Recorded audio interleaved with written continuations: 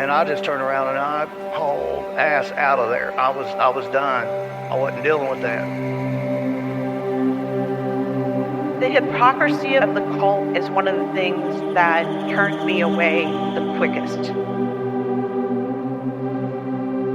When I turned my headlights on, it turned and looked at us, and one of the things I remember the most were the eyes were glowing red. I see an orb of light. It is just circling these steps like it is waiting for me. And he begins to tell them that he saw a UFO. They're basically like, what are you talking about? That's 7 foot up on a tree, peeking around it. And that's where I saw the top of the muzzle, nose, and the eyes. As soon as I made eye contact with this thing, it felt like death. Welcome back to Tinfoil Tales. I'm your host, Brandon Wright. Tonight's episode, we're going to be joined by my guest. You may know who he is. He's often been referred to as the Alien Hunter. Tonight, I'll be joined by Mr. Derrel Sims. Derrel has many, many years of being a investigator when it comes to the alien phenomena. Definitely looking forward to talking to him. But before we bring Derrel on, if you've ever had an experience and you'd like to be on an episode of Tinfoil Tales, there's 2 things you can do. You can send an email to tinfoiltalespodcast@gmail.com, or you can go to tinfoiltales.com and go to the contact section and send a message that way. Both ways it works for me, so make sure you get a message sent to me and we'll get something scheduled for a future episode. If you'd like to help the podcast out, please continue to share it around. Word of mouth is one of the best ways of getting the podcast out there to new listeners. It also helps with finding new potential guests. So for everyone out there helping out, I definitely appreciate it. Speaking of helping out, I'd like to give a shout out to my buddy Greg. This interview tonight wouldn't have happened had it not been for Greg doing some legwork. There's a couple other interviews I've got coming up too that Greg's been doing a lot of help with reaching out to people, trying to get things set up. So for everything that Greg's been doing, I definitely appreciate that. While I'm on the end of giving out a shout out, I want to say thanks to Danny. He recently did a donation to the podcast, and I definitely appreciate that. So thank you, Danny, for all of the support and everything you've been doing for the podcast. For anyone else who wants to help the podcast, you can leave a 5-star rating and review wherever you listen to Tinfoil Tales at. 5-star helps with the rankings. So for anyone that does that, just know I appreciate you guys. You can also join the Patreon. There's a free tier and the paid tier. Both tiers will give you access to Crinkle Conspiracies. That is a Patreon exclusive podcast I'm doing with my friend Ed Corella. It'll only be available on the Patreon. The paid tier, you'll get early access to all of the episodes once they're recorded and put on Patreon. They're all ad-free. You also get the live videos from the interviews that I've done that have video on them. So if you're interested in that, it's only $1.99 a month, so it's worth checking out. Less than $2. Make sure to follow me on all of the social medias. Facebook, Instagram, X. Look for Brandon Tinfoil Tales if you're on Facebook. There is now a merch store available too, so you can find information about that in the show notes. And then finally, I'll be appearing at 4 different events this upcoming fall. First will be Bigfoots and Brews and Spirits 2 on September 14th in Dowagiac, Michigan at the Sister Lakes Brewing Company. Then on September 27th and 28th, I'll be at the Indiana Bigfoot Conference. That's in Nashville, Indiana.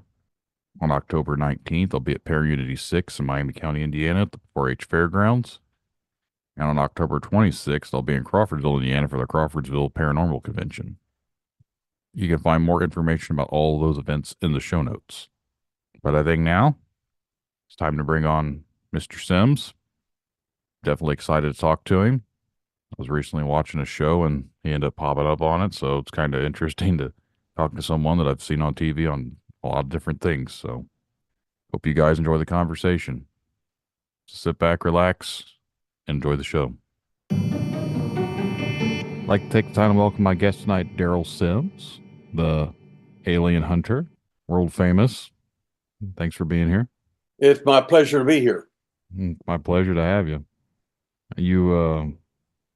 I had a couple people recommend me to reach out to you, and strangely enough, like I recognized your face, but I couldn't place it where. I'd seen you on different shows or whatever. And then I was just watching a Netflix show last week, and then the episode came up, and I was like, hey, that's that guy. And I'm interviewing him next week.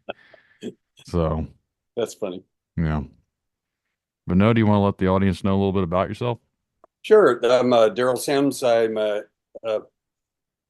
what is referred to as the alien hunter. That was a moniker given to me by a journalist.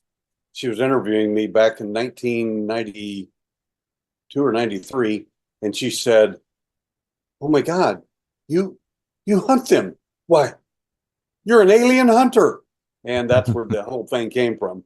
So I said, "Well, that's true." I said, "I'm a ex-police officer, the senior military police officer during the Vietnam War. I volunteered during the war itself, and I've been an abductee since age 4. Kept that information private and off the press for a long time.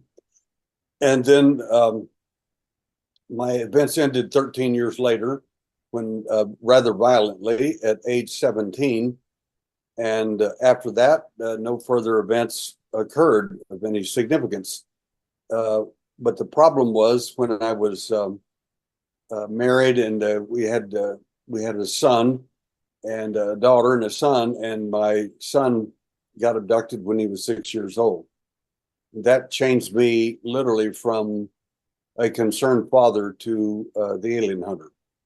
I hunt them that hunted me, and I want to know who's doing what with my son, and things that happened to me were unmentionable, and I just I did not want that for my kids. So anyway, that's what got me into the field, so to speak, with both guns going, so to speak.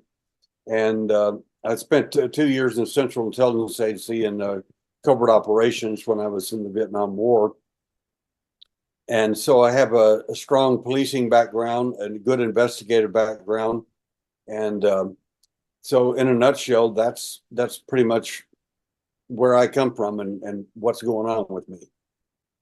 I know you've had like many cases you've been involved with, and I know you have some like the artifacts that people had removed from their skin or whatever, like the implants or whatever. What is some of the weirdest stuff that you've actually had? Like, did you come across that people have had removed from them? Because I actually had an interview. It was one of the first ones I'd done with a doctor from Greece, and someone had sent him something, and he did like the scientific research on it for the compounds or whatever, and how it's all put together. And he had some pretty compelling information about it. Let me set this up, if I may.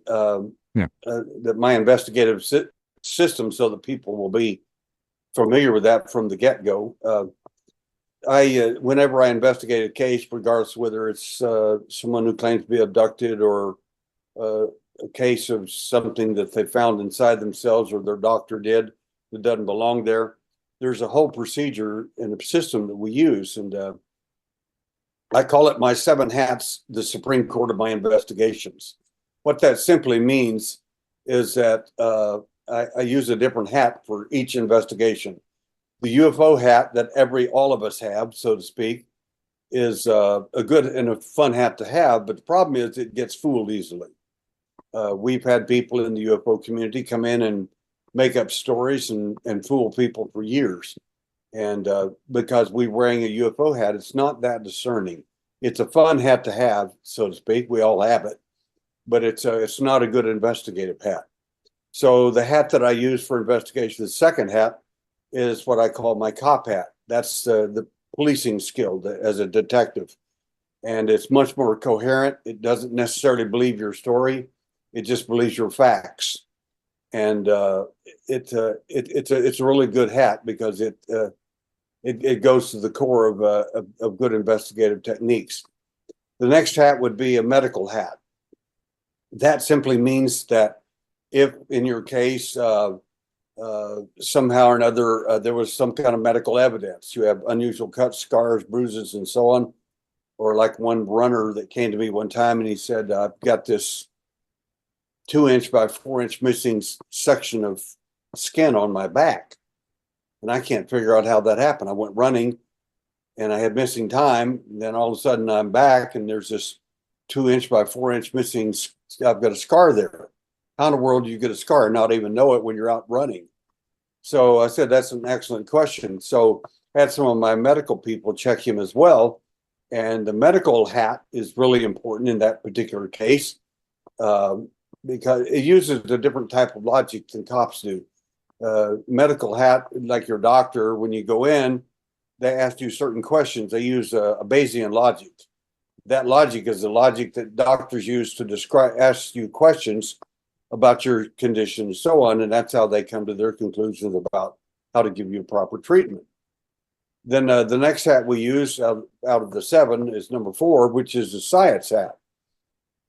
In other words, if we removed an object from you, on you in your UFO event, which we have conducted 27 surgical interventions to date from India to the United States, the next thing we're going to do with that material after the medical part is done is to take that and put the science hat on, so to speak, and that's where it goes to the top scientists that we want to investigate it. In theory, the science hat is it's really important because it's going to give us the physical makeup, exactly what's there, and we're going to find out whether it's real, whether it's not real, whether it's pencil lead that was accidentally stabbed into your hand from when you're playing with a friend with pencils in school, and in some cases we found that it was nothing more than pencil lead graphite that was still under their skin. Mm-hmm. But because they were an abductee, they thought, well, that has to be an alien implant. That's not necessarily true. That's why all these hats are important. The 5th hat is an intelligence hat. This is where I was in the Central Intelligence Agency. It wants to know what's really going on, and the part I don't like about that hat is it lies. It lies all the time. If you've been in the intelligence community, that's the name of the game. In other words, we call them cover stories. The cover story for Roswell, the Roswell crash UFO, was it's a weather balloon. Well, it's a lie. That's just not true, and it was proved wrong. Then they created another one, and then another one, and another one, and all about the same UFO story. But that's what the intelligence community does. They want to know what it is, but they're never going to tell you what they found. That's the good part about the hat, is it gets past the emotions and of what is that, and oh my gosh, I've been abducted and so on. They're going to get to other realms of questioning that these other hats are not going to get to. That's why I like that hat, but I don't like in fact, that's why I quit the Central Intelligence Agency, because of the lies. Number 6 is a Native American, I call it Native American Irish Celtic hat. And what does that mean? It means it uses the historical uses of and understandings of shamanism and those ancient techniques of their investigative circumstance, from Native American to Scottish, Irish, because 55% of our people, 45% of the people taken in these UFO events are Native American, Indian, Irish, Scottish, or Celtic. That's just a fact. That is an astounding number of people in specific genres. The last hat is a spiritual hat. The spiritual hat can include, but it's beyond the idea of religion made or hosted by mankind, and it's more than psychic and intuition. It's a hat that's almost never used in the UFO community. And I think it's a huge mistake, because anybody that studies this phenomena, Jacques Vallée is a good example, not a religious man, but will clearly tell you that there's something going on far bigger than our science is telling us, and far bigger than we can understand on the other levels.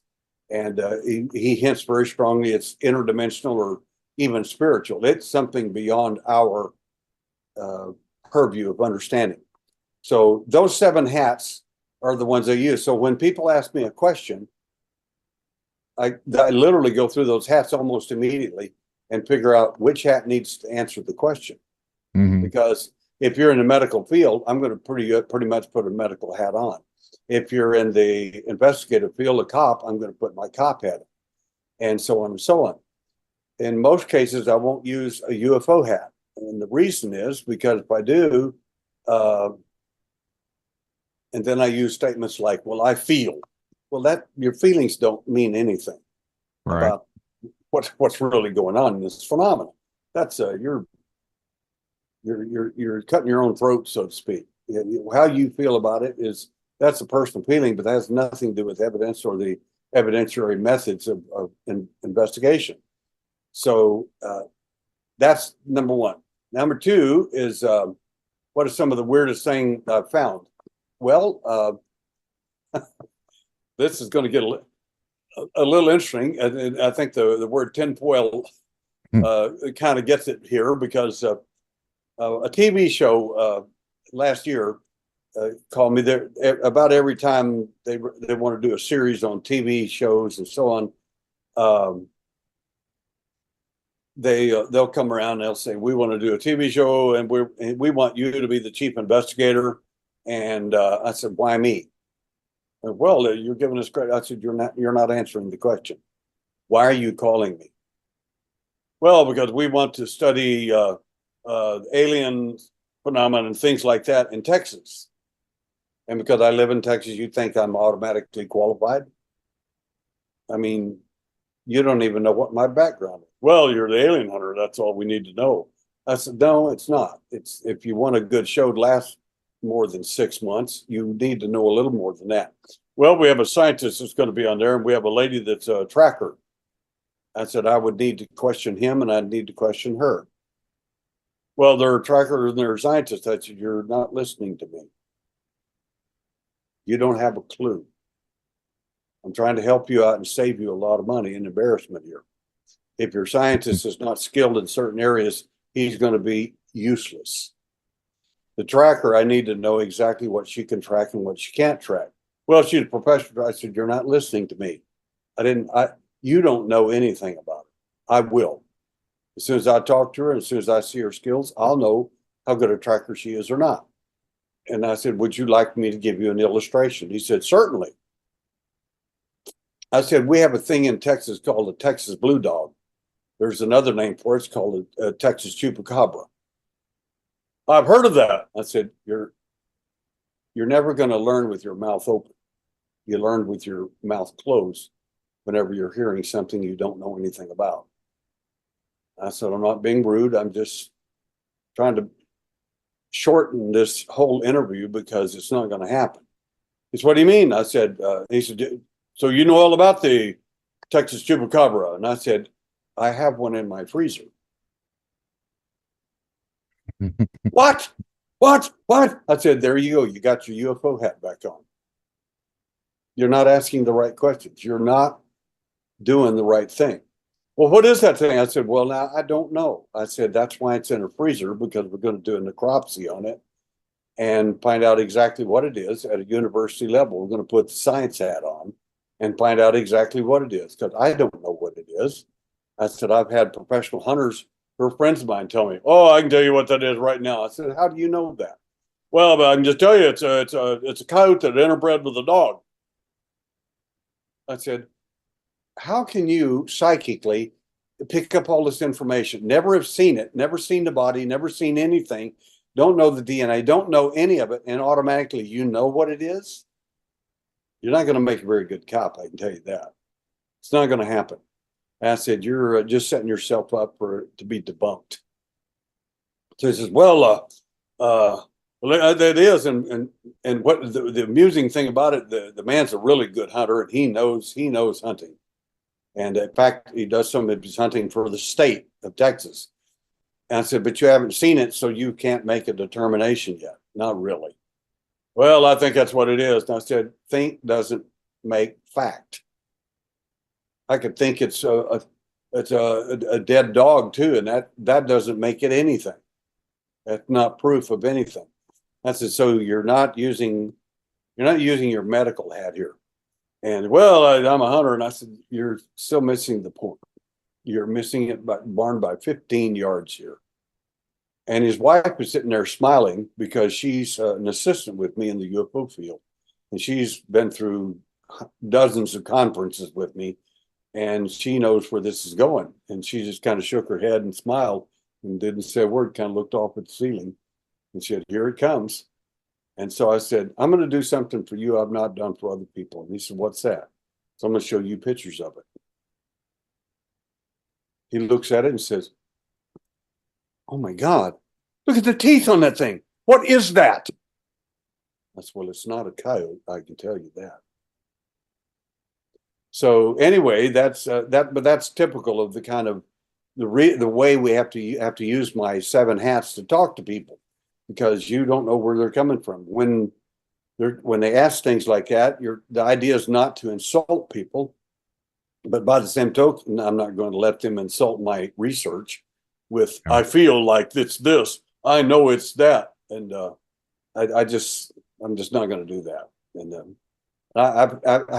believe me, I've got some very well-intentioned people. One of them was a PhD on a program, and he was interviewing me, and he says, 45% of the people taking are Native American, Indian, Irish, Celtic. Oh my God, he said, "The reason is because," I said, "I thought this was an interview you wanted to interview." "Well, I do." I said, "Why are you answering all the questions as if you actually knew the answer?" "Well, the reason the aliens are picking up Native Americans is because they're all spiritual." I said, "You don't have a clue about anything, do you? PhD, gone to school, and you still don't have a clue." I said, "You're not an investigator. There's no question about that." He said, "What do you mean?" I said, "Well," "I am what some people refer to as a metis. That's part blood, Native." And I said, "So what that means is, if you know anything about Native Americans," and I do a bit, I said, "the interesting thing about them is that in the 1800s, if you went on their land because you wanted to learn more about the Indians or whatever, your chances of getting a really close haircut are excellent. They're not going to be friendly with you, not because they're spiritual, but because this is how they deal with people who don't belong on their land. And they deal with each other in the same brutal ways. That's just the truth of it."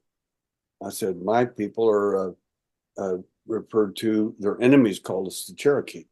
"Well, I know all about the Cherokee." I said, "Our enemies still call us the same thing because they don't know who we are yet." I said, "Our people are called the Anayunwiya." And like I said, the term Cherokee means people who speak another speech.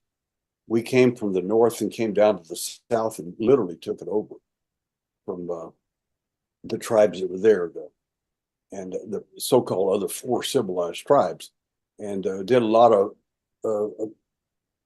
interaction like that. I said, "My point to you, sir, is that that's not why the alien is picking up Native Americans." And he said, "Well, they went after the and picked up the Irish too. So that because they're spiritual." I said, "Have you ever been to Notre Dame?" "No." I said, "On the front, there's a big sign there. It says, 'The Fighting Irish.' Doesn't sound very spiritual, does it?"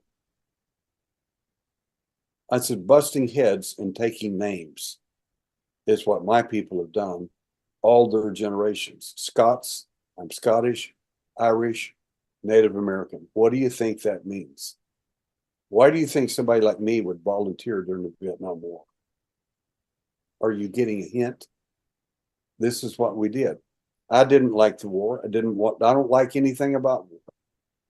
But if we're going to go to war and our boys are going to get killed coming out of high school, becoming targets for Viet Cong is a good example. I'm going to be there to make sure at least some of them come back, because I can do a lot better than they can. And that's the kind of people, if you're going to war, you go to win. You don't go to fight. You don't go to win. You don't go to make attrition. You go to win. That's the point. Get it over with. Get back and get home with a minimum of casualties. That's the point. I said, now that has been lost in the American thinking in the last, since Vietnam. And we just been in these forever wars, and there's no point in it. It just, you can't do that. I said, so the alien, in my opinion, is not picking us up because we're spiritual, because we're kind, we're sweet, we're good, we like ice cream or whatever. I said, it's clear to me, sir, that you don't have a clue what the alien's even up to, historically or otherwise. Well, they've been here forever. I said, as a matter of fact, they haven't. This particular program called abduction started about 200 years ago, maximum 200 years. I said, if you knew anything about the phenomenon, you would already know that. And again, I'm not here to insult you. I'm just here to let you know that you need to ask your questions and you need to be quiet, because you probably don't know the answers. That's probably the reason I'm here. And if it isn't, then I should be gone. You should run the show. I said, because you'll probably know more about it than me. If that's the case, I would gladly be quiet, let you go ahead with your interview and talk to yourself. So the basic thing about the questions is I try to illustrate this as well as possible in the beginning of interviews, is these 7 hats are all really, really wonderful tools to have. And when I do presentations in conferences, I ask people, please try on at least one of these hats while you're here. Put on the cop hat for just a little while, just for this hour presentation as an illustration. And I said, when you do, you're going to learn how to ask questions and probe questions and interview people in ways that you didn't have. And you're going to get answers you never thought were possible. You're going to find out a lot more about the alien than you ever dreamed. Because if you ask people dumb questions like, do you believe in aliens? That's kind of dumb. Because who cares whether you or me or I or anybody believe in aliens? That doesn't mean anything and isn't going to give us any answers to anything at all. And so we have to ask real questions like, who are they? Why are they here? When did this actually start? Well, they've been here forever. You assume that. Like one lady told me, oh, the aliens are just, they're millions of light years ahead of us. And I said, sweetie, help me out here, because I just don't get it. How do you know the aliens are light years ahead of us technologically? Because they had these wonderful spaceships. I said, and they have big black eyes and they look weird. That makes them superior to us. Why do I not believe that? I said, that doesn't prove anything to me. And in fact, it brings up a whole load of questions that we need to be asking. How does their morphology work? Where does the morphology come from? Are they from Zeta Reticuli? Are they from Mars? Are they from here? Those are the kind of questions we need to be asking. She said, well, they're from Zeta Reticuli. And I said, how do you know? Have you been there lately? Where do you think? Well, they tell us that's what I said. Now, if I wanted to fool you and I was from Germany, but I wanted you to think that I was from China, I would probably do some Chinese things and speak Chinese a little bit to make you think I was from China. I said, my point is they're not telling you the truth. Well, I think I said, okay, think and believe and feel. These are good terms, but they don't apply to investigations, because your beliefs are going to change a bunch in this stuff, because you're going to learn things that you weren't prepared for. She was like, what? And I said, well, okay, let's have some fun here.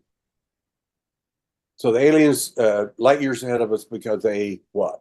She said, well, because they had these wonderful spaceships. And I said, okay, that's a fair statement. Let's see if it's accurate or not. I said, so you think they're light years ahead of us because they what? She said, well, they made their spaceships. And I said, do you realize that many of these alien entities have 3 fingers and no opposing thumb? What do you mean? How do you build anything without an opposing thumb and 3 fingers? What kind of spaceships do you suppose you could build if we had to remove your thumb and one of your fingers? I don't think you're going to build much of anything. Well, what are you saying? I said, what I'm telling you is you're not asking the right questions. That's all. I said, somebody built those ships for them. I totally agree, but it wasn't them. I mean, that's like saying, you know, your eighth grade class and go out and build a flying saucer that can fly across the universe. That sounds good because they're real smart, but it doesn't. There's no evidence of that. I said, so to me, if I were you, I would ask other questions that are more interesting, like who built them? Where did they come from?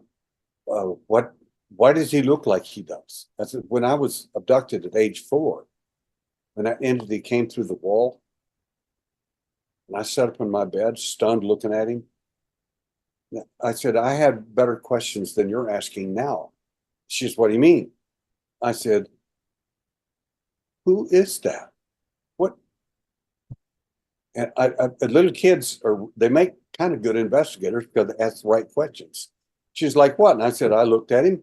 I started from the top of his head, noticed he didn't have any hair, and looked at his big, round, perfectly round, inch and a half across black eyes.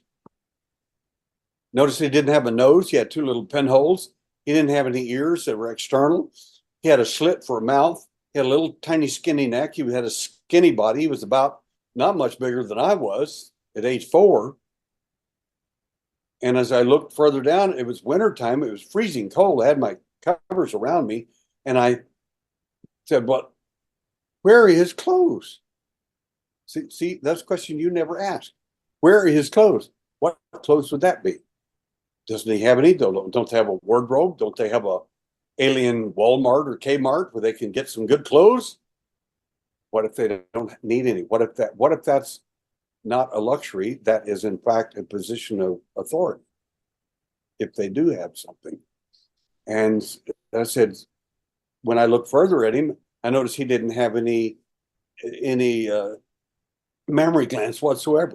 I noticed as I look further, because little kids do that. They look you up from top to bottom. But you don't have any clothes, walk in the middle of their bedroom at 3 o'clock in the morning, they're probably going to wonder what you are. And I noticed he didn't have a TT. He didn't have a belly button. I said, now, I didn't know about what all that meant when I was 4 years old. But as I got older and my abductions continued, I began to wonder about that. If you don't have a belly button, what does that mean? Well, it means you're not born. You were hatched, cloned, made, or manufactured. If you don't have a TT, as a little kid would say, obviously he wasn't male from what I could see, and he didn't have anything, no genitalia whatsoever. So as I got older, I realized if you don't have genitalia, you don't procreate. You got here some other way. These are the kind of questions you should be asking yourself. Real basic stuff. Just look at him and notice he doesn't fit. Well, that's because he's an alien from another world. Well, he's alien in the sense the word is not normal or natural to you. But if you look at there's 7 primary alien figures that show up in the UFO field. A reptile, a gray, little gray like he was. There's a taller gray that's a little bigger than him, which is the one, if there's any implanting done, he's going to be the one to do it. There's this reptile guy. Then there's this praying mantis type guy. It's about 7.5 feet tall. And then there's another guy they refer to as the Nordic. He's a human-like guy, about 6.5 feet tall, big blue eyes. It looks exactly like what the Nazis wanted to be. And that's where they probably got their information from. And then there's another guy called Bigfoot. Those 7 primary entities, 6 or 7 guys, are the ones I pay a lot of attention to, because every one of their DNA, if you study them carefully, even a cursory view of their DNA signals to you they're from planet Earth. Now, how did they become alien and all this and spaceships? That means somebody got the DNA from here, took it out there, did whatever they needed to do with it, brought it back here to convince you that these are aliens from another planet. Now, there may be aliens from other planets out there. I'm not saying there aren't. There may be. What I'm suggesting is that the guys we're looking at, that DNA comes from this planet. I mean, when you look at a 7-foot praying mantis, where do you get praying mantis DNA? Zeta Reticuli? Mars? The moon? Probably not. Probably you get DNA from a praying mantis on, I don't know, planet Earth. Why would you do that? Because there's several hundred species here to choose from, just in the area of a praying mantis. Well, where would you get human DNA for the Nordic? I don't know. I'm just going to take a wild guess. Norway? I don't know. Where would you get DNA for a gray alien? This is a fun one. Could I get a list? Well, alien, the grays are definitely alien from other planets. I said, okay, I'm open to that. Just prove it. That's all. Give me some strong evidence. Well, because they know all about space. I said, you mean they were told a lot of things about space, or they may have been to a certain place. That's what you're not getting across to me or other investigators is if the alien, the gray is an example, we looked at him. I went to native friends of mine, medicine men. One of them was Cliff Mahooty before he passed away. We had to talk about that for hours. And I said, tell me about the gray alien. Who are they? And he said, they're the star people from a Zeta Reticuli. And I said, don't feed me that crap. That's the stuff you tell white folks. You know better than that. He said, oh, well, they're the ant people. They come from inside the earth. That's well, you didn't tell anybody that on TV. You told them about the star people. That's what they want to hear, and that's what sells, doesn't it? I said, I want to know exactly where they come from. He said, well, we call them the ant people. I said, because they used to have antenna on their head at one time. If you look at the rock petroglyphs, you can actually see the antenna on their head, different ones. Fascinating. But you have to look at the morphology of the alien. And we've got scientists, doctors, pathologists, a number of people. We're doing a serious review right now on an alleged real, honest to goodness alien autopsy. And we're taking a very critical look at that. The information is amazing. Whoever wrote it, it's really good stuff. But the question is it real or not? And so I've sent it out to my doctors and we're reviewing it from a very critical point of view. And yay, nay, or whatever. And these are people who are highly adept in the field to make those determinations. And because I want to know. I mean, I want to know what's accurate and what's not. I want all my hats on when I'm looking at something. And if one of my hats doesn't have the ability to make that determination in an educated or a reasonable way, if my cop hat looks at medical evidence and it can't make a determination, I don't ask my cop hat because it doesn't know. It's not qualified to make that determination. If we were looking at alien autopsy type thing, I don't always ask just my medical hat, my medical people, so to speak. Is that real or not? I have to have all my hats on because those hats can answer different questions. An example, one alien autopsy that actually occurred in Roswell, New Mexico, I spoke last year to one of the only living witnesses who was involved in directly or indirectly with the alien bodies. And I have it on tape, the whole thing. It's not, you're not going to find that on the internet. It's not there. I didn't post it there. I don't care if anybody hears it on the internet. It doesn't matter to me. Because what you believe about it, what you think about it, or what, that doesn't mean anything. But I have an eyewitness there, so to speak. So and that's important to me because in asking these questions, I teach how to determine where people are lying or telling the truth just by watching them. I teach that on a college level, usually for psychology students, so they can interview people who have mental disabilities and so on, who lie or simply don't know if they're telling the truth. They don't have a clue. Wouldn't it be nice if you knew that as a therapist? That would be kind of an important skill, I would think. So some of these type skills are the things we use when we question people. You fill out our big abduction form. It's like 20 pages long. That was a long form. It's designed that way on purpose. Well, I answered all the questions, and I'll be checking it myself. Well, it's obvious I'm an abductee. I said, I will determine that by looking at your questions, by your answers. I said, this number of the questions in there are trap questions, are absolutely 100% false. Now, why would I put those in there?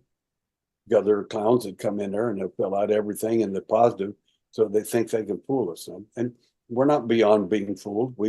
That's possible. The point is, I don't care about the people who want to play games like that. I care about people who've had real experiences and really want some real honest to goodness answers. That's kind of a big deal. And I admire these abductees and contactees and people that come forward and want to find out exactly what happened, because they don't have a clue.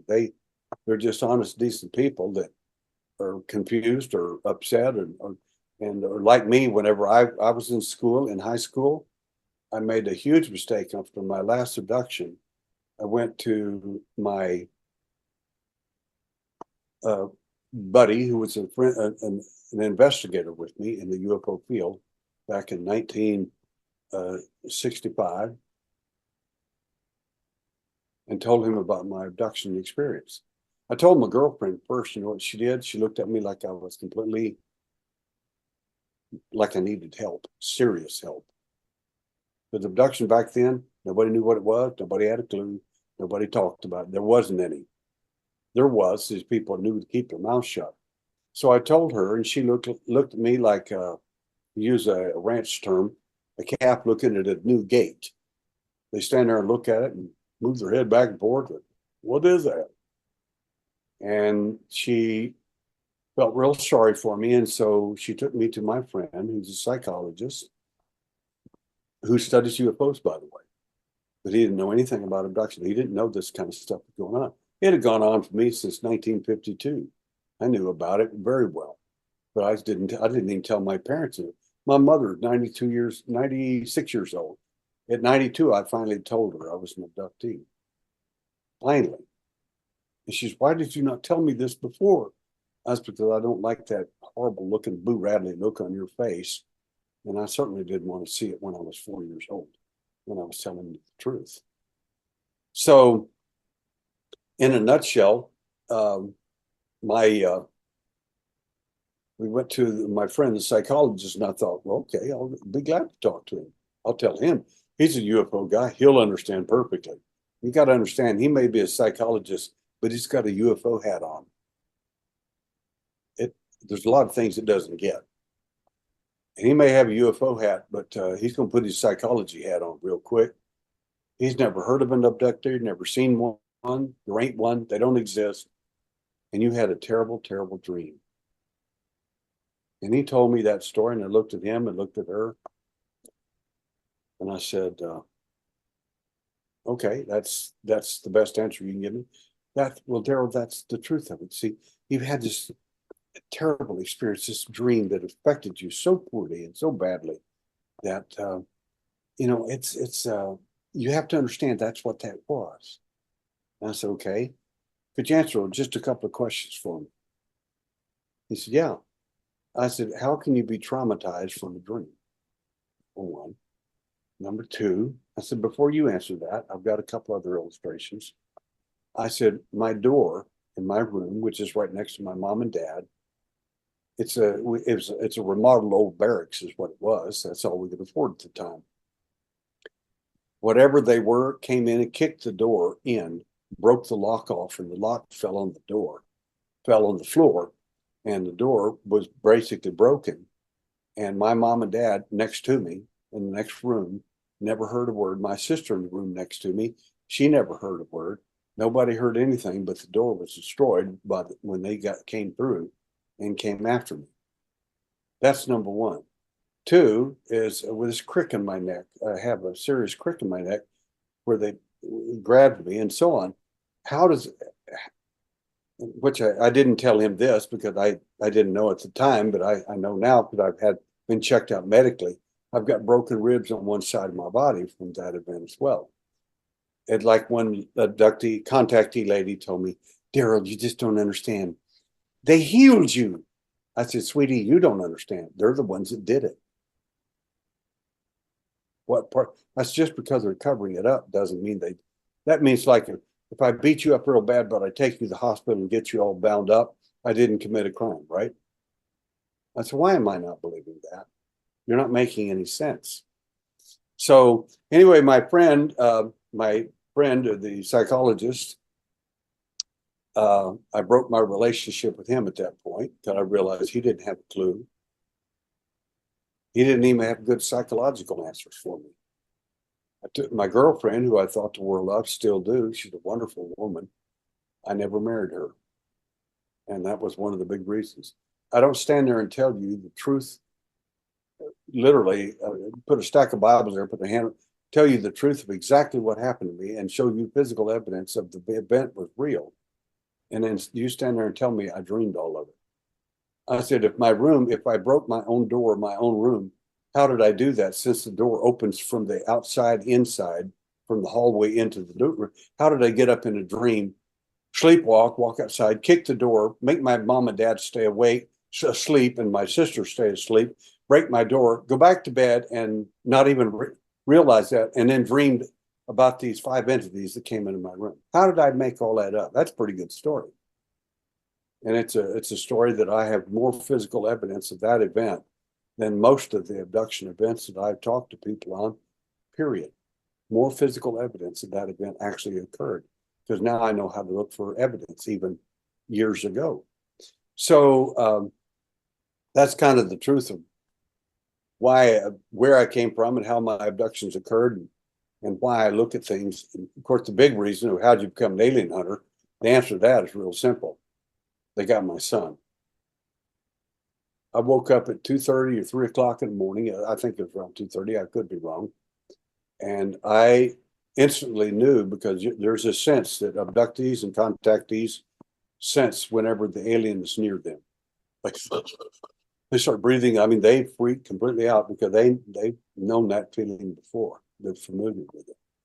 And I sat up in my bed and I realized they were here. And I ran as fast as I could down the hallway of our large home because I knew my son was not in his bedroom. I knew it was him that had been taken. I knew my daughter was still in the room. She was still there. I knew that. I ran into the kitchen and there in the dining room, and there's my son, 6 years old, looking out the back door in a deep trance. My son doesn't sleepwalk, by the way. Never has. None of us have. So he's standing there looking out the back door for a long time. I keep looking at him. Finally, I said, David, what are you looking at? He said, the little red light out there. The little red light is a screen memory. There is no red light out there. It's to keep him in trance. He was supposed to go back and get in bed, and nobody was supposed to know anything. But I did. And about that time, my wife walked up. Now this poses a real problem. I'm looking at my son, who just got abducted for the first time at age 6. She looks at me, looks at him, looks back at me and says, what's going on? I've never told my wife I was an abductee. Now we've been married for 8 years, and I'm just now letting her know. Needless to say, she's not a happy camper. Now one of our kids, maybe both of them, are going to get taken, and there's nothing anybody can do about it. She's not a happy camper. And I mean, telling people all about aliens at 3 o'clock in the morning after your kid just got abducted is not exactly what you want to do. That's not a good way to continue your relationship. Well, my son is very smart. He went in and he took my bow and arrow and devised a makeshift crossbow. A crossbow is a bow that's pulled back and it's got a lock on it, so the arrow is there so that he can just touch it and it'll fire. You don't have to stand there and hold it. He had it pointed at his door. I wonder why he did that. He was so traumatized by the event. He remembered lots of things about the event. He was so traumatized by the event that he set up a broadhead arrow, which is an arrow with a large razor point like that, a razor blade sticking out of the side. It's made by the Fred Bear Company for bear hunting and deer hunting. And it's designed to cause the maximum amount of damage to someone once it hits them, an animal, as an example. He intended to make sure the alien got shot when they came back in that room, if they ever came back. That was the bad dream experience that he had. So I knew he'd been taken, and in fact, he later told me, he said, "Dad, now you imagine your kid 6 years old telling you something like this. We're walking down the street, talking, shooting the bull, having a lot of fun." And he says, "My consciousness has been changed." I said, "What do you mean, David?" He says, "I no longer care for people like I used to." In other words, somebody had tampered with his conscious, altered certain aspects of his emotional state. And we talked about that for a while. And I did not want to work with him because I didn't want to know. And he begged me to, my wife did, everybody begged me to work with him. I finally did. And I found out the whole story. So much of his story was like mine. I was horrified. I'd never told anybody about my stuff. And here he is describing my own events that happened to him the same way. So I was kind of mortified. That turned me from a concerned daddy whose son might be having bad dreams to the alien hunter. That I know the real, and I know they're coming. I know I even investigated cases when I was in the CIA, not for the CIA, but for myself, because I met abductees while I was in the company as well, in the CIA. And nobody is immune. We have people, if you ask, who are your abductees? And names the kind of jobs they have. That's, well, they're carpenters, housewives, kids, children, babies in some cases, older people. CIA, I've got 3 NASA engineers that are my abductees right now. That's right, NASA engineers. It doesn't make any difference who you are. If you're on the list, you're going to get taken. They don't care whether you're an engineer or whether you're a genius. Or we have people that are literally genius level, literally. We also have people, I've wondered often why the alien never picked them, because I wonder how they can find food. And they're not that brilliant. And so it's amazing the aliens' mechanism or rationale for abducting certain people. It isn't because you're high intelligence. It isn't because you're spiritual. It isn't because you're 19 different things. They have their own agenda, so to speak, and that's just the truth of it. And whether one likes that or not, that's the bottom line. But basically, I'll shut up here. If you've got other questions, I've discovered at least 6 reasons why. There's actually more than that. 6, 8. I got 8 now, 9 reasons why the alien abducts people, and it's not casual. It's not accidental. It's much more than that. It's very, very specific, and they know what they're doing, and they're doing it for someone else. They're not doing it because they want to know. They're made, hatched, cloned, or manufactured by someone else who's running the show. And that's the real truth of it. And you're not going to read that on the internet. Lots of questions, but I don't want to ask a whole bunch. Sure you do. Now, like you said, you have 7, 8, 9 reasons as to why they're doing what they're doing, who they're picking, and everything. Do you want to explain some of what those reasonings are? Sure, I'll be glad to. I'd like to set this up for entertainment reasons, because talking heads is not really that interesting unless there's a fun story behind it. So I'll put a fun story in here. It's a true story. I was at a conference in Las Vegas, and Dr. Carla Turner, for those of you who remember her, before she passed away, one of the best investigators in the UFO field, many, many years, a dear friend of mine. She came to the conference, and the was sitting in the crowd and I was speaking. And I said, there are at least 7 reasons why the alien, I said 6 reasons why the alien takes you. And as I was doing my presentation, some lady stands up in the crowd and screams, "Prove it!" And she was really angry. She had never heard anything like this, and anything new had to be obviously wrong. And I mean, the top speaker hadn't said it, so it must be incorrect. And I said, no, I'm actually correct about this stuff, and I'm going to give you the reasons I gave her and the crowd. I said there are 6 reasons. She kept interrupting, screaming. She was not loud. She was screaming. No, that's wrong. I said two of the reasons. I said I'm going to give you 3 sets of 2. One of the reasons, the first set is science and technical. I said, when I say science and technical, I mean they don't care how much science you know. They don't care if you're a PhD. They don't care if you understand the quantum entanglement. They could care less about that. They know more about it than you do. They're not going to learn anything from you. That's not why they're here. If you think that, you're only about 50 years behind them. I said, so the science and the technical field, I'll give an example. Is an example here. In the technical field, one of my abductees told me, well, he said, he looks like Grizzly Adams. He literally does. If you ever saw him, he's deceased now, but he he looked like Grizzly Adams in overalls. That's what he looked like. Well, I'm not it. There's nothing special about me. I said, that's a bunch of malarkey. I said, you're a computer genius. I know it. You know it. And you're not going to tell anybody. I said, but I know enough about you and your background to know that I'm not only correct, I'm more than correct about you. I said, you are what you are technically to the casual observer's point of view. You're an apartment maintenance manager is what you are.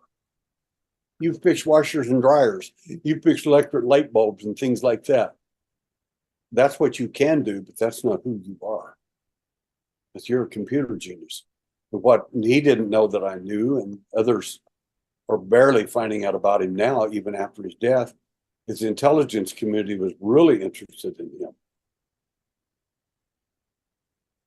His ideas were so far out there and so far, and when he got abducted, they really got interested in him because some of the stuff that he came back and talked about, which we don't have time to hear, was so effective that they, in one experiment, we have this on very good authority. In one experiment, they took a bolt, like a bullet, or what do you want to call it, a metal object, and put it in the mechanism that he had designed based on what he saw inside that UFO. When that thing powered up, it fired the bolt or bullet or whatever you want to call it. It blew it clean through the concrete wall of the building. They found it like 21 miles away. Jesus. I think they call that a rail gun, Mhm. something like that. So like I told him, don't tell me that you're just a stupid little maintenance man. There's nothing wrong with maintenance men. I've got great respect for them. I got friends that are maintenance men. But don't tell me that's the height of your entire career. I know you, and I know my phenomena much better than you think I do. But that was the science end of it. But again, they didn't care about what they care about is not your science and technical. What they care about is that you process data differently than other science and technical people. You think differently. That's what they're interested in. They don't care about your science or your technical. Then I said, then there's another, the next 2 are spiritual and psychical. I said, now this is interesting because a lot of UFO people, I don't like talking about religion. I don't like talking about spiritual stuff.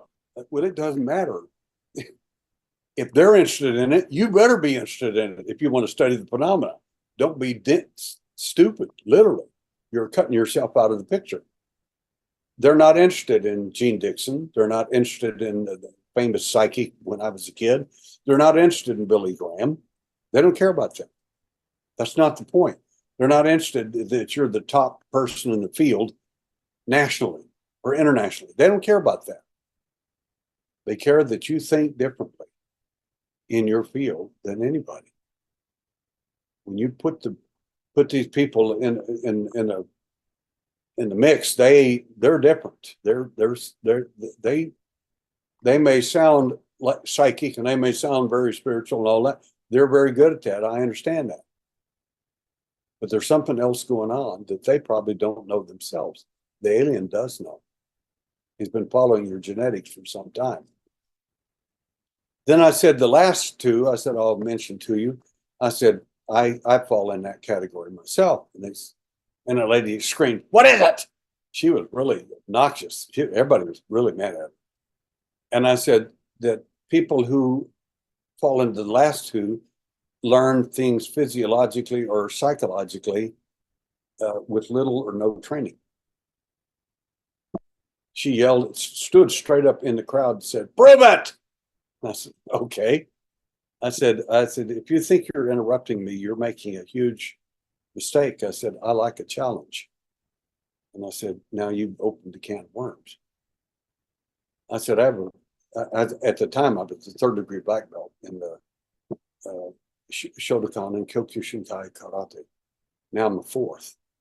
So what? Lots of people got black belts in the martial arts? I said, yeah, but this is not like Taekwondo where you can order your belt in advance and pay for it.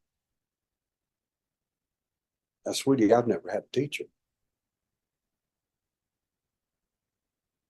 So what? And I said, I have a master's level in the NLP.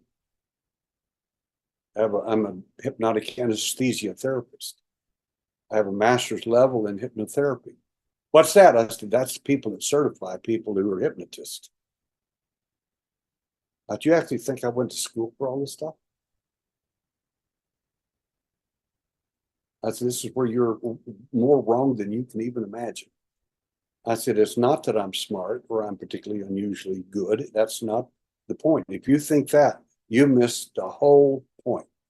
It's that I think differently. I put things together differently than other people. Not better, not bigger, not whatever, just differently. And that's, for some reason, seems to interest the alien. And she said, well, what else? And I said, if I tell you a bunch of other stuff, you're just going to say, well, you're just making it up and you can't prove any of that. I said, I didn't bring all my certificates and all that with me, but I said, I can assure you, I said, I like a challenge. I said, let's have some fun. She said, okay. I said, have you ever heard of fire walking? She said, yeah. I said that. She said, I've heard people that can walk over fire before. So what? I said, I taught myself how to walk over fire when I was 13 years old, maybe right at 14. Tony Robbins was in diapers when I was that age. I didn't go to Tony Robbins, who learned from Tolly Barkan himself. I didn't learn that from him. I simply read about it one time in a book about Japan and decided to go test it and try it myself. I said, now. She said, well, what else? I said, oh, I'm not finished. Wait a minute. I said, I've also, for New Mexico State University, demonstrated running and walking, running literally fast over broken glass that I broke in front of everyone. I said, now, here's my point. If the hotel here will allow it, we can build a nice big fire out there on the area, or we can I'm sure there's plenty of people to drink here. We can break a bunch of whiskey bottles, beer bottles, and all kinds of stuff. I'll make a bed of glass out there 4 inches thick and we'll walk over it. I'll walk and run over it and do all kinds of things. I said, then I want you to do it. Well, I don't know how to do it. I said, I can pass my immunity to you. I said, you're so far behind the power curve, you don't have a clue. She sat down and never said another word. I said, if you want to do that, let's do it. If you don't, sit down and shut up. And she did. She shut up. Carla Turner laughed and laughed. She said, man, she said, that's the best presentation. She said, I couldn't believe that. I said, well, I've not had many people challenge me in a conference like that before. I said, she really had it in for me. And in fact, that woman followed me around for years at conferences. She would follow me around and tell everybody I was a fraud, a liar, a fake, and everything. I said, it'd be great. When are you going to prove it? When are you going to do that? I've conducted 27 surgical interventions on the alleged alien implant. If I were a fraud, or a liar, or cheat, and everything else, that'd have caught me on that a long time ago. Kind of hard to fake a surgery. Kind of hard to fake hard evidence with scientists. Kind of hard to do that. Once we've had our research looked at by Stanford University, MIT, Los Alamos, New Mexico Tech, York University in Toronto. Kind of hard to fool them all. You kind of have to be truthful and real. Otherwise, NIDS is the one that sponsored our second set of surgery, the National Institute for Discovery Science, the Bob Bigelow. I said, they paid $10,000 for the next 3 surgeries. That's how impressed they were with it. Mm-hmm. So that's the fun story of the 6 things why they pick you up. It's not because you're a scientist or you're technical or you're a genius or you're a wonderful minister of the gospel or you're some psychic or something like that. That's not it at all. It's that you process the data differently than other people, and they understand that clearly. You may not, I may not, we may not, but they know. They get it. I don't know how much more time you got, but I did have a couple more questions that were... Fire away. Does your son still have any experiences with them? Are they still abducting, or that stopped too? In my opinion, his experiences have still occurred. I don't know how often, because I've not been around him for the last few years a lot. But when he went to Brazil, when he was married and had a Brazilian wife, true story, hand of God here, not making any of it up. This was told to me by his wife and her mother. In Brazil, housing is extremely expensive. So it's not uncommon for the relatives, 2 or 3 relatives, to live with you in your home. And so David and his wife lived with her mother, and they had a little room, and that was their home, basically. And they heard, her mother and his wife heard some unusual noises in the bedroom. In the middle of the day, David was asleep, taking a nap. And they kept hearing these weird noises, like struggling. And so they opened the door. Their words, not mine. Some huge black figure, clothed in black, was on top of David, choking him. And David was in trance or incoherent and was struggling to breathe. And it turned and looked at them when they came in the door, not bothered at all that they were there. He said in the most foul language you can imagine to get out, which they instantly slammed the door. I said, "You left my son in there?" And they said, "Yeah, what do you think we're going to do? We could be next." And anyway, my son survived it. But that's just one event. Did they describe the aliens are here to save the planet, fix the ozone hole. Really? When are they going to start doing that? Did they describe what it looked like face-wise, or did they not see it? They did to me, and I kept that information private, and I've kept all the entities that were in my last event, I kept private. I never described them because they were not the alien. They're the ones who hatched, cloned, made, or manufactured the alien. They're the bosses. They're in charge. You will rarely ever see them in UFO history. And I've never described them because every time I go to a UFO conference, people always come up and say, "Oh, Derrel, I heard about you on the radio with that wonderful tinfoil hat guy, and that was really interesting. I had an experience just exactly like it. I said, really? Well, why don't you just describe those entities to me? Well, they had long hair, beautiful white long hair, and they had these white robes, and I was sitting at this table. I said, I already saw the Star Trek version on TV. It's not them. You're not even close. You're not going to find them in UFO books. You're not going to find them on TV, on Star Trek. And my wife's a Trekkie, and it's not them. I said, we're so far behind the power curve, we don't even know where to start. We're still arguing about who the alien actually is. Who's in charge? The mantis or the Greys? Exactly, who is it? We need to figure that out. Well, about 50 years, you might, if you continue using a UFO hat to ask the questions.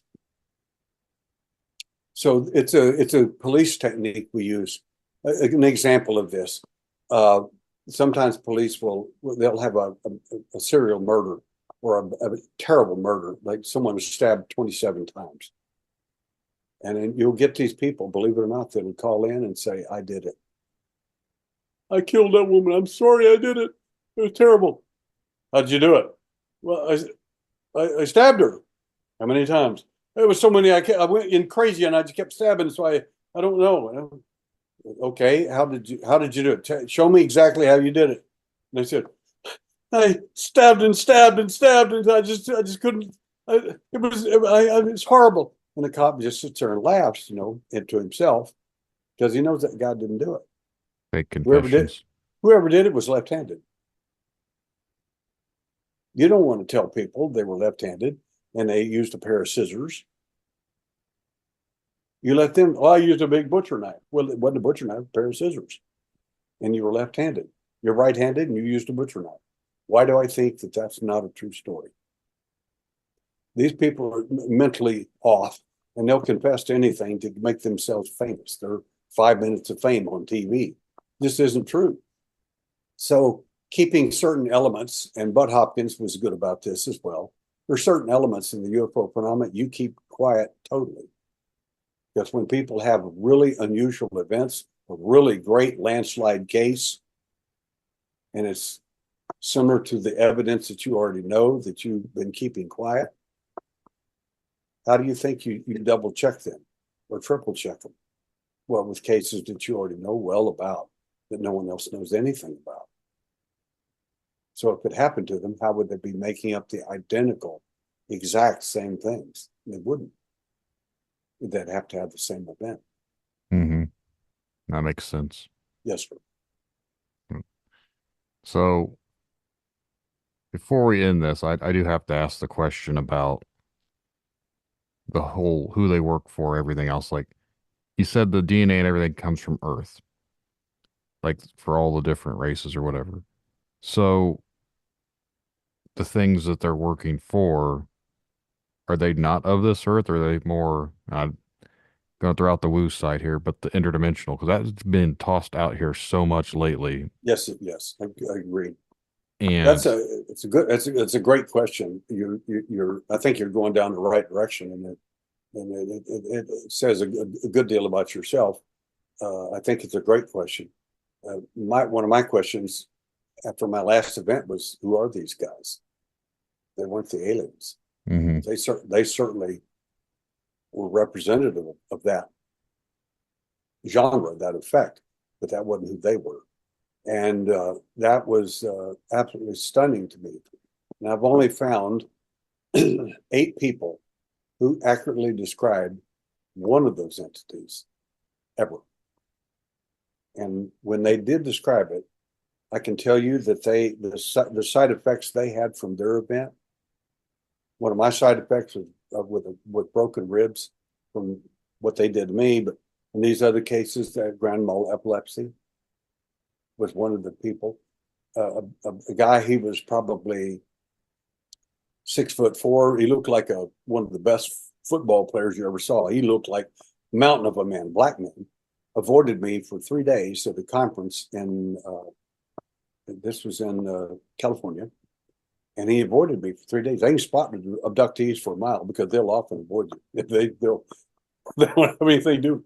You're too close to that picture. They don't like that.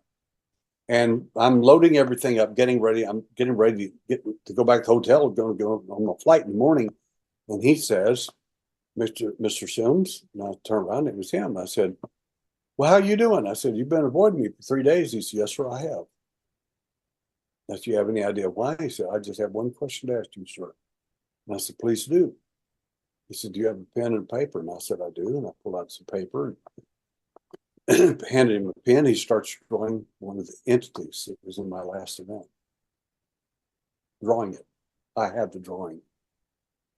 He said, I want to know if you've ever seen anything like this, sir. And I said, let me have the pen, sir. And I finished the drawing. And he said these words before he literally ran out of the building. Oh my God. Oh my God. Oh my God. And he ran away. That's the effect those beings are going to have on you, different from the alien. You're going to wish that event had never happened. They're not friendly. And they're not here to save your planet, fix your ozone hole, or anything else. And neither is the alien, although they'll tell you stuff like that to get you interested. But the fact is, someone told me, they said, well, according to there could be millions of races of them out there, aliens. And I said, no, that's absolutely true. I said, I'm not arguing that. I said, I haven't been everywhere. I haven't been in outer space all over the place. I don't know the answer to that. I said, according to ancient information, I said, I've been to India, but in the information that I read and studied there, they said there's over 200,000 races out there of aliens. I don't know. I don't know how they know that, but let's assume that's true. I can't tell you who they all are. I can only say the following, and I can say it with great clarity. There may be 200,000, there may be 1 million races out there. But I'm telling you that the beings that are here on this planet doing what they're doing are not doing it for any good reason. And in my opinion, there are at least 2 groups of the good guys, the bad guys. And they fall in 2 different categories. I said, if you study the ancient material that Sitchin is so famous for, the Sumerian documents and others, and I said, I've done a lot of work on Sitchin and people like that, and found out that, in my opinion, he probably was not a Sumerian scholar. If he was, he definitely was at the bottom of his class, because he could not interpret Sumerian and Hebrew correctly. And I went and found a Sumerian scholar who also studied his work, said the man didn't know what he's talking about. He makes this stuff up and tells people, and they don't question him because they don't speak Sumerian. They don't know how to read these tablets. So therefore, he's correct. And he never took questions in his interviews. He just said stuff, told people you're too stupid to understand. That's why I'm a Sumerian scholar and you're not. And so I set up a meeting between him. I set up a meeting with my friend, who is a Sumerian, Ugartic and Hebrew scholar, and a PhD and a professor. And I set up called Art Bell, because he's a friend of mine. And I said, I'd like to have a meeting between Sitchin and my friend, this scholar, Dr. Mike Heiser. And I'd like for Mike Heiser and for Sitchin to bring a proctor on. A proctor is a person who you both consider equal to you or more, and you totally accept him as truthful. You know what Sitchin's people said about that plan? We will never allow Dr. Sitchin to ever come on a program and debate anybody. I said, the only reason you don't debate people is because you already know the end result of that. That's which I already knew when I started reading some of these books and realized he couldn't even properly translate. He says, it says the Hebrew, from the heavens they came. That's not exactly what it said. I said, it's closer to the fact they got kicked out. Not invited to leave, kicked out. And they're not real happy about that. Whoever they are, they're super beings. There's no question. You can call them angels. You can call them the watchers. Call them all kinds. They're different names in history of what they were called. That's whatever they are, whoever they are. These are not, people are not friendly to you, and they're not interested in taking over your planet. They could have done that 1,000 years ago if they wanted to. You don't have the tech to stop In fact, to show you how advanced they are, you can't even back engineer the crap you got out of Roswell. You're still having problems with it. They have a science and a physics that is different than your physics. It's a level higher. It's like you're like grade school physics. They're like in the university level. So, you know, that's the reason we're so far behind the power curve, because we can't figure things out. Last thing I'll say, Dr. Bob Wood, who's one of the smartest people, in my opinion, in the UFO world, came to me I was on a TV program, and in this program, we were in Sedona, and we took a break because it was so hot and everything, and we were taking a Coke break, and all the talent and the TV people went over to get their drinks. And Dr. Bob Wood looked at me and said, "Derrel, could I speak to you alone for a moment?"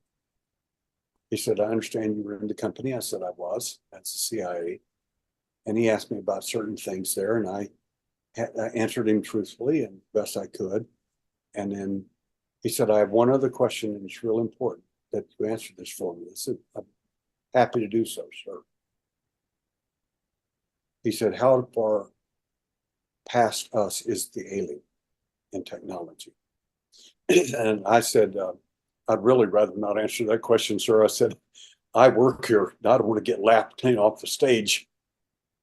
And by that time, everybody had already was coming back, and they were hearing that question. He said, "I want to know what you think." And I said, "Well, there's probably not a lot of people that do." And he said, "Well, I do. How far ahead of us is the alien?" I looked at him, and everybody's standing there listening to him. I said, "No more than 15 to 50 years ahead of us." And everybody there, every person, every UFO person, everybody busted out with the biggest belly laugh you ever had, ever heard in your life. Except two people weren't laughing, me and Dr. Bob Wood. And Bob Wood looked at me and said, everybody shut up when he spoke. He said, "Those are the exact figures that I came to." He said, how did you come to those figures, Derrel?" And I told him, I said, "When I was age 12, I got what was referred to as an alien implant. I was conscious when it happened. They didn't realize I had hot mic'd them. In other words, I was listening to them when they told me, you can't hear, you won't feel anything and all that. Well, I did. And I heard everything they were talking about in detail. That's why I know so much about the alien, not because I'm smart, but because I eavesdropped. I learned how to eavesdrop on them when they abducted me. And I heard things I wasn't supposed to. I said, in a nutshell, I've listened to everything they were talking about medically they were going to do to me and why. And I broke down and started crying as a kid there, because I said, why would they do that to me? I've never harmed anybody in my entire life.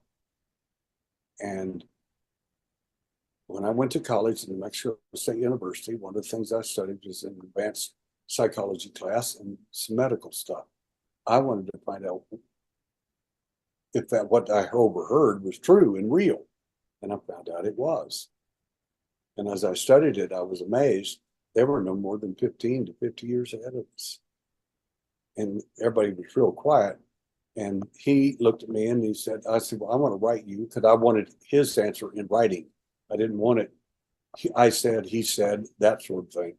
I wanted it writing. So I wrote him, and he wrote me back in detail and said, as you know, the reason you are all interviewing me was because I have actual hardcore, not copies of the evidence, actual letters of the evidence of the back engineering of the Roswell UFO. And I said, that is correct. He said, Derrel, they're no more than 15 to 50 years ahead of us. Those were the exact figures that I got from my research. I said, well, that's two of us. I said, I don't think the rest of the UFO community is going to go along with that, but it's nice to know I'm in good company here.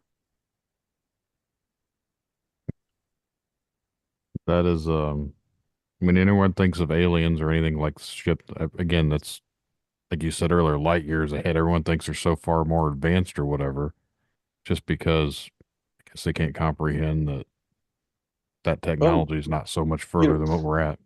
Maybe the ships are light years ahead of us. but the ships are not the alien as we know them. We see them. I mean, I'll give your audience a hint if they're interested. If they're not, that's fine too. The ship is attached to the biology of the person flying it.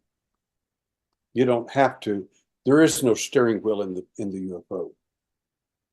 There's no gear shift, first, second, third, and fourth, and light speed. There isn't one. They're so simplistic, and that you look at it and you're like, that this is not possible. You expect in the big spaceship, like on Star Trek, there's light speed, phase 4, and all that sort of thing. There isn't one like that. It's attached to the neurology of the alien that's sitting there. That's how he flies it. So it's not so much how much he knows, it's how it's attached to him. If you got an alien body and he's alive, you could easily fly the UFO with him. You'd have to control him, but he could fly it. If you try to back engineer it, you're probably going to have some real difficult time. I guess that's where my brain wanders to, is where these things are being engineered from. Like, where For they, sure. where is it getting engineered at? Where is it coming from? What are they, like, clearly there's a purpose on their end of what they're wanting to do and why they're here and what they're doing with it. But like, my curiosity is, where is it coming from and what is making it, like, the controlling things and everything. It's like, when you start to go down these rabbit holes, you get more Yes. questions than answers. That's true. And one of the answers I do give people, and because I love to give people information they can go research, do on their own. Don't take my word for it. Go do your own homework.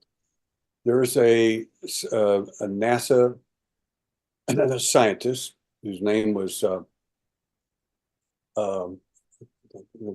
forget his name here, but I'll tell you about his book. His book it costs about $300, but you can get it free on the internet.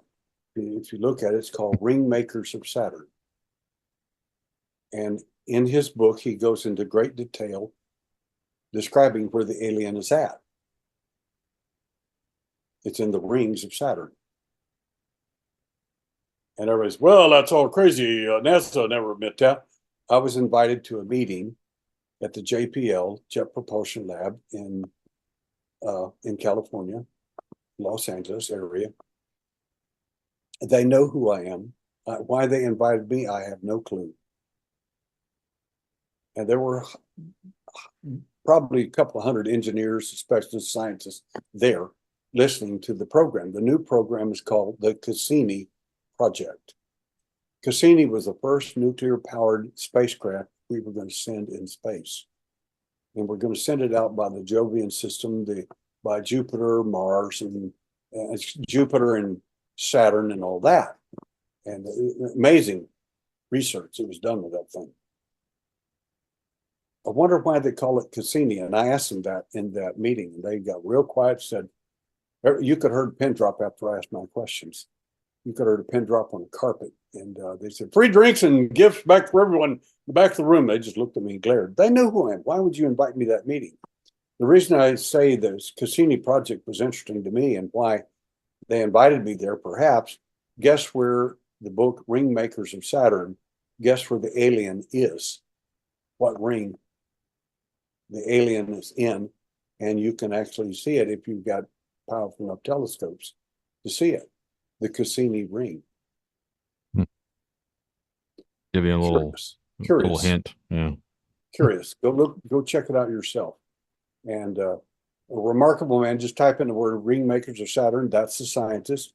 And it gets real technical real quick, but you can get a telescope if you don't want to be technical, and take your UFO hat off, throw it aside, and put your science hat on for a second and look at the rings of Saturn, and you'll notice that it's not like the rings are just debris fields per se.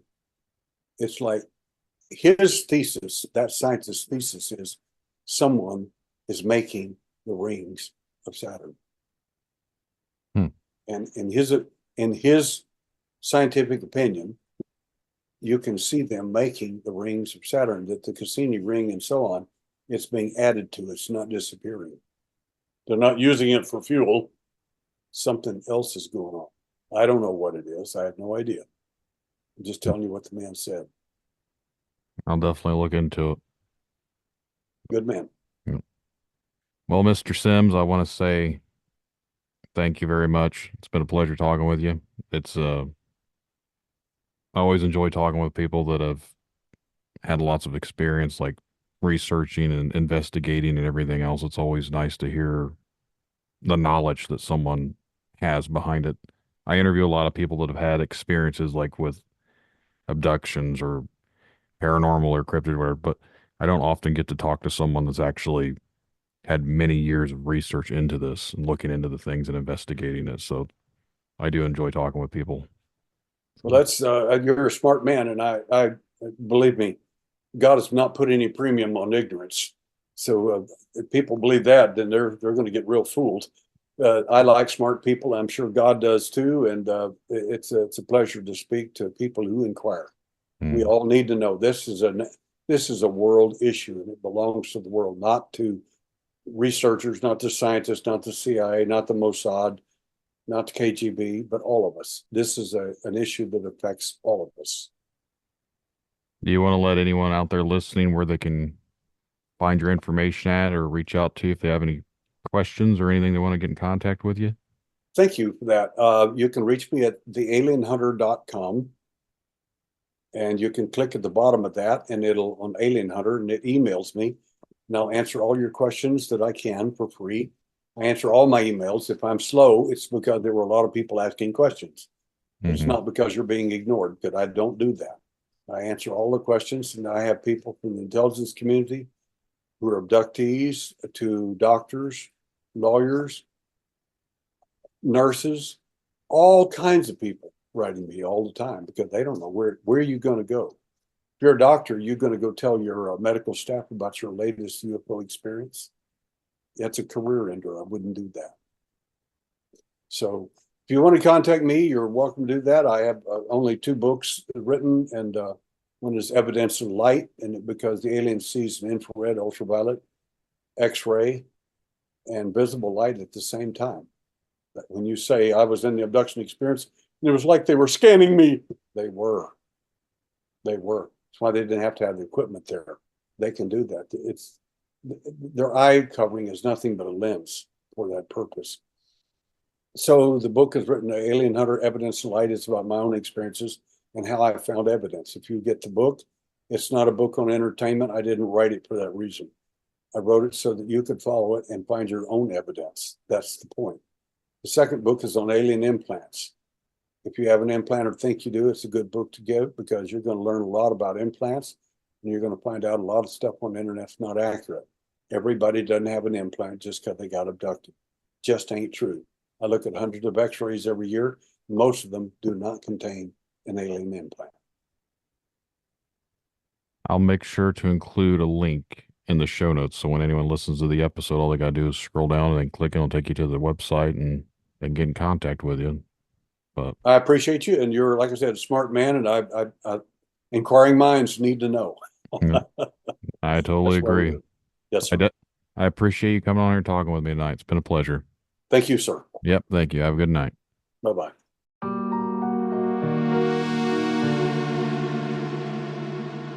And that's the show, everyone. I really hope you guys enjoyed the conversations. If you would like to be a guest on Tinfoil Tales, remember to send an email to tinfoiltalespodcast@gmail.com or go to the contact section of tinfoiltales.com. Just get your message to me. We'll get something scheduled for a future episode. And just remember, the truth lies in the stories we share, the connections we make. Stay curious, stay open-minded. Thank you all for joining us on this journey. And until next time, keep questioning, keep seeking, and keep exploring the unknown. Good night, everyone. Tinfoil Tales in the headphones. Yeah, it's time to rock. Got a story about a cryptid creature. Let's take a walk. Bigfoot, dogman, they're out there in the dark.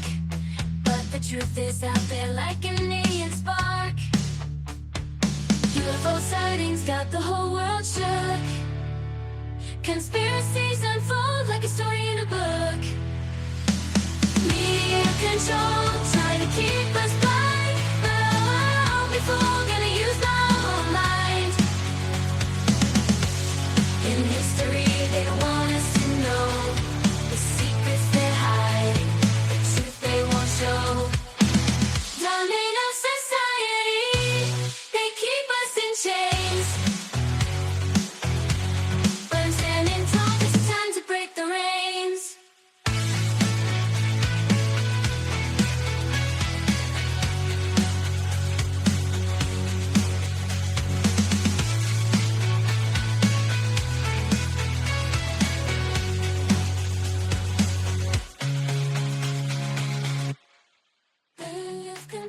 evil, trying to keep us blind. But I won't be fooled, gonna use my own mind.